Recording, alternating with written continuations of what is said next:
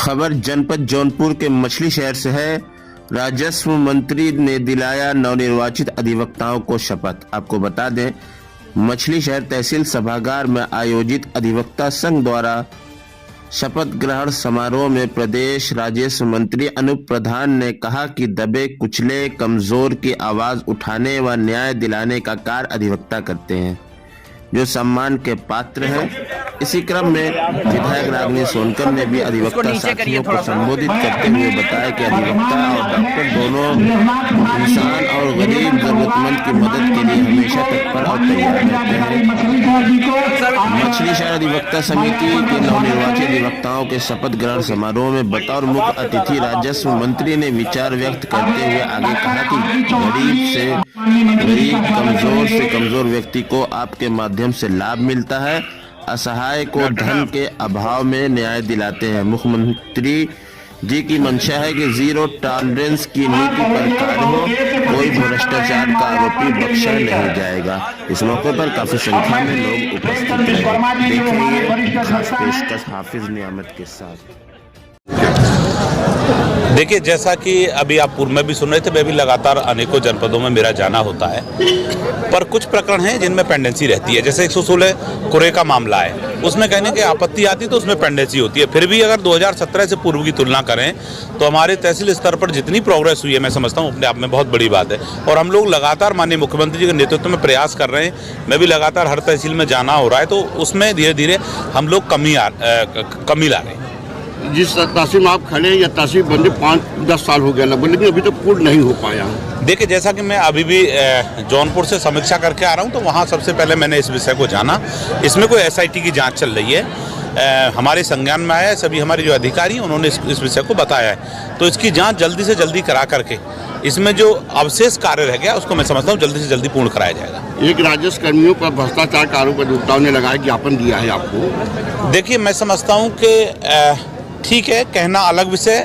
मैंने अभी भी मन से आपके सामने कहा है कि अगर किसी भी तरह का प्रकरण अगर भ्रष्टाचार का आएगा, क्योंकि माननीय मुख्यमंत्री जीरो टॉलरेंस पे हमारी सरकार माननीय मुख्यमंत्री आदरणीय योगी आदित्यनाथ के नेतृत्व में कार्य कर रही है। अगर कोई भी अधिकारी कर्मचारी इसमें भ्रष्टाचार करेगा तो निश्चित उसके खिलाफ कार्रवाई होगी। एक अंतिम सवाल, मंत्री जी की तमाम तालाब जो हैं वो अब कब्जा हो रहे हैं। पूरे जनपद में एक नहीं कई तालाबें हैं जो कब्जा हो रहे हैं लोगों द्वारा। मैं समझता हूँ कि 2017 से पूर्व की तुलना करें तो 2017 से 22 तक जितनी ग्राम सभा की लैंड आदरणीय योगी आदित्यनाथ जी के नेतृत्व में उनका जो बिल्डर घूम रहा है, ये अपने आप में देश में एक पहचान है। तो मैं समझता हूं कि अगर आपके संज्ञान में कोई भी इस तरह का प्रकरण है कि जिसने ग्राम सभा की लैंड पे या हमारे तालाबों पर जो सरकारी तालाब है उन पर कब्जा कर रखा है, तो निश्चित हम उन्हें 1 हफ्ते के अंदर खाली कराएंगे, जाँच करा करके। रमेश चंद यादव जी संयुक्त सचिव प्रशासन, संतोष कुमार यादव जी संयुक्त सचिव प्रकाशन, राजेश कुमार पटेल जी संयुक्त सचिव पुस्तकालय, कमलाकांत यादव जी आय व्यय निरीक्षक, हीरालाल सरोज जी कार्यकारिणी सदस्य, महावली यादव जी, सूर्यमणि गुप्ता जी, संतोष कुमार सिंह जी, प्रमोद कुमार त्रिपाठी जी, राम अविलास सरोज जी, नन्हेलाल बिंद जी, कार्यकारिणी के जो हमारे सम्मानित सदस्य हैं अतुल कुमार श्रीवास्तव जी, अविनाश कुमार उनसेव जी, प्रभाकर दुबे जी, रमाशंकर पटेल जी, जीतलाल जी, अमिताभ कुमार यादव जी, हमारे बहुत ही सम्मानित श्री कंचीलाल यादव जी पूर्व अध्यक्ष, श्री रघुनाथ प्रसाद जी अध्यक्ष, श्री भरतलाल जी पूर्व अध्यक्ष, बनवारी लाल मौर्य जी महामंत्री, श्री जयप्रकाश दुबे जी वरिष्ठ उपाध्यक्ष, श्री कमलेश कुमार पूर्व महामंत्री जी, सम्मानित मंच और हमारे यहाँ पे जिनके कार्यों की वो अच्छाई भी कर रहे थे, कुछ बुराइयां भी कर रहे थे, ऐसे हमारे यहाँ के SDM, हमारे यहाँ के तहसीलदार, नायब तहसीलदार और उपस्थित जिनकी कृपा और सहयोग से गरीब और साधारण व्यक्ति का काम होता है, ऐसे हमारे सभी अधिवक्ता भाइयों और यहाँ पे उपस्थित सभी पत्रकार बंधु, आप सभी के चरणों में मेरा नमन, बंधन, अभिनंदन। सबसे पहले तो मैं आप सबसे एक तरह से क्षमा प्रार्थी, क्योंकि 3 बजे का समय था और 5 बज गए। तो थोड़ा सा एक जानकारी का भी व्यवस्था, क्योंकि मैं एक बार पहले आया हूँ, फिर दूसरी बार यहाँ आया हूँ, तो मैं डायरेक्ट वहां जौनपुर चला गया, तो तुम्हारे जो कार्यक्रम थे वहां थोड़ी देर हो गई। मैं उसके लिए आप सबसे क्षमा प्रार्थी हूँ। जैसा कि सबसे पहले तो जो आप सबके आशीर्वाद से, सहयोग से जो कमेटी बनी है, मैं उसके सभी पदाधिकारियों को बहुत बहुत हृदय से बधाई और शुभकामनाएं देता हूं और ईश्वर से प्रार्थना करता हूं कि जितनी भी कमेटी अब तक बनी उनमें सबसे अच्छा कार्य कमेटी करे, जनता के हितों का, आप सबके हितों का ध्यान रख के अच्छा कार्य करे, ऐसी मेरी शुभकामनाएं है। दूसरा एक बात और अपने आप में मेरे सुनने में आई है कि जो कमेटी के अध्यक्ष हैं वो अनुसूचित वर्ग से आते हैं। ये अपने आप में मैं चाहूंगा बहुत बड़ी बात है कि आपने इस तरह का जो एक उदाहरण पेश किया। मैं समझता हूं उत्तर प्रदेश में हमारी 350 तहसीलों के लगभग हैं, उसमें इस तरह का बिरले ही उदाहरण देखने को मिलेगा नहीं तो ज्यादातर तहसीलों में, क्योंकि संख्या के आधार की बात करें तो एडवोकेट की संख्या उस वर्ग की कम होती है, पर आपने उस सब संख्या को भी दरकिनार करते हुए एक अनुसूचित वर्ग के व्यक्ति को, जो हमारे एडवोकेट साहब हैं, उनको आपने यहाँ अध्यक्ष का दायित्व दिया। मैं उसके लिए आप सबका बहुत बहुत हृदय से आभार और धन्यवाद व्यक्त करता हूं। मैं साथ ही साथ कहना चाहूंगा कि देखिए, गरीब से गरीब और कमजोर से कमजोर व्यक्ति को जो तहसील स्तर पर न्याय मिलता है वो आपके माध्यम से मिलता है, आपकी कलम की ताकत की वजह से मिलता है। आप उस कमजोर के साथ खड़े होते हैं तब उसको न्याय मिलता है। तो मेरा आप सबसे आग्रह है कि थोड़ा और हमें इस पर ध्यान देने की जरूरत है। कोई भी ऐसा पीड़ित आता है, क्योंकि मैं भी बहुत छोटे परिवार से आता हूं, कई बार होता है ऐसी परिस्थिति होती है कि उसके पास धन का भी अभाव होता है, पर मैंने बहुत सारे एडवोकेट अधिवक्ता भाई बहन ऐसे भी देखे कि बिना पैसे के भी उनकी समस्याओं को सुनकर के उनका निराकरण कराने का काम करते हैं। तो ये अपने आप में बहुत बड़ी बात है। मैं चाहूंगा कि एक बार आप अपने लिए कम से कम मेरी तरफ से ताली बजाओ कि आप जो सबसे नीचे का तबका है, क्योंकि बड़े व्यक्ति के साथ तो बहुत सारे लोग खड़े होते हैं, पर जो असहाय होता है, किसी के प्लॉट पे कब्जा कर लिया है, किसी की धारा 24 नहीं हो रही, किसी का क्या नाम 116 नहीं हो रही, किसी का कुछ, आप सब समस्याओं को सुनकर के उसका निस्तारण कराने का काम करते हैं, अपने आप में बहुत बड़ी बात है। दूसरा, जैसा कि हमारे माननीय जो बहुत बड़े अनेकों बार अध्यक्ष रहे, उन्होंने और आप सबके माध्यम से जो ये समस्याएं आई हैं, क्योंकि मैं समझता हूं बहुत लंबे समय से आप बैठे हो, कोई बहुत ज्यादा जरूरत भी नहीं, सारे विषय यहाँ आई गए होंगे। उत्तर प्रदेश राजस्व संहिता की धारा 67 के तहत मुकदमा का निस्तारण नहीं होता है।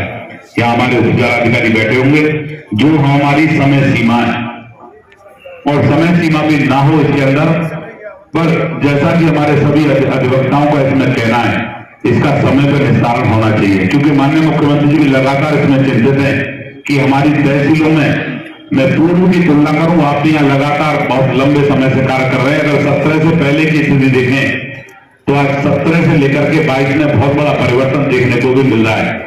लगातार एक समयबद्ध तरीके से धारा 24 मेड़बंदी की, उसको भी सीमित समय के लिए पाबंद किया गया है। हमारे आय जाति मूल आप देखते थे पहले बहुत लंबे समय पेंडेंसी रहती थी, नहीं बनते थे, एक समय सीमा के अंदर बांध करके इतने समय में 15 दिन के उसको निस्तारित करना ही है।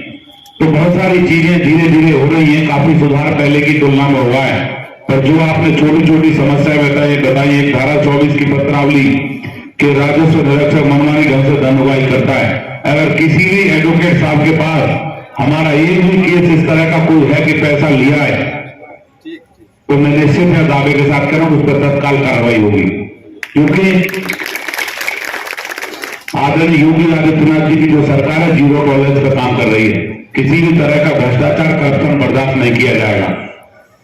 तो एसडीएम साहब इसको सुनिश्चित कर लेना, कोई भी हमारा कानून को अगर किसी तरह का जनता जनार्दन के साथ धनउगाही करता है तो उस पर तत्काल कार्रवाई हो, सस्पेंड हो, विभागीय जांच उसकी हो, जिससे कि उस पर कार्रवाई हो सके। तीसरा बिंदु है, बहस सुनने के बाद पत्रावली का निस्तारण 2 माह तक नहीं होता। इसको भी आप जब पत्रावली सुन ली, बहस हो गई, तो उसका निस्तारण समय पर हो जाना चाहिए, उसमें भी बहुत ज्यादा पेंडेंसी ना रहे। चौथा बैनामा होने के बाद 4 से 5 महीने तक लेखपालों के पास रिपोर्ट लिए बदलावली पड़ी रहती है। ये भी जो बिंदु आए इस पर निश्चित अब मेरा जब आगे दौरा होगा तो निश्चित पूरी तहसील के अंदर हमारे अधिवक्ता भाई बहन ये कहेंगे कि पहले से बहुत बड़ा परिवर्तन इस तहसील के अंदर हुआ है, तो सुनिश्चित कर लें। और कार्य के साथ साथ व्यवहार, कार्य से भी ज्यादा मैं समझता हूं, मेरा भी अनेकों तहसीलों में जाना होता है, कार्य से भी ज्यादा अधिकारी का अपना व्यवहार होता है। अगर कोई अधिवक्ता भाई बहन हमारे पास आए, कोई पीड़ित आया, हमने उसकी सुन ली, तसल्ली से बैठा करके उसे कुर्सी देती, तो मैं समझता हूं 50% समस्या का निस्तारण तो वैसे ही हो जाता है। तो एक अच्छा व्यवहार रखें, कोई भी हमारा अधिवक्ता भाई बहन आता है तो सम्मान के साथ बैठाएं, उनकी बात को सुने, जो कार्य होने वाला है हम उसे तत्काल करें, क्योंकि सरकार की मंशा बड़ी स्पष्ट है। तो मेरा इतना ही आग्रह, आप बहुत लंबे समय से बैठे हो, जो भी आपकी पीड़ा, जो भी आपका दर्द हो, क्योंकि आप हमेशा उस दबे कुचले कमजोर की आवाज उठाने का आप माध्यम हो, आपकी जो भी समस्याएं उसे तत्काल उनका निस्तारण होगा। बाकी और भी कोई तहसील से संबंधित आपको लग रहा हो कि भाई यहाँ ये निर्माण हो जाए, कोई भी ऐसी चीज हो, तो आप मुझे भी अलग से बता देना। निश्चित जिस तरह का आपने मेरे जैसे व्यक्ति को मान सम्मान और प्यार दिया है, तो मेरी भी जिम्मेदारी बनती है कि कोई भी किसी तरह की मछली शहर तहसील में परेशानी आएगी तो मेरा भी दायित्व बनता है। मैं पूरे आत्मविश्वास से उसे करने का प्रयास करूंगा। इन्हीं बातों के साथ मैं पुनः पूरी कमेटी को, जो नई कमेटी बनी है, उसको शुभकामनाएं देते हुए, क्योंकि आप बहुत लंबे समय से बैठे और सभी अपने अधिवक्ता भाइयों को और भी जो इस कार्यक्रम में उपस्थित हैं, या जिन्होंने भी हमारे सीओ साहब और उनकी पूरी टीम, पुलिस प्रशासन की पूरी टीम, हमारे पत्रकार भाई बहन जो ऐसे ही इंतजार कर रहे हैं, मैं आप सभी का हृदय से आभार और धन्यवाद व्यक्त करते हुए मैं अपनी बात समाप्त करूंगा। जय हिंद, जय भारत। धन्यवाद माननीय मंत्री जी। असिया पुराइदा हमरे नाथ बन के, असिया पुराइदा हमरे नाथ बन के, स्वागत करब तोरे चरण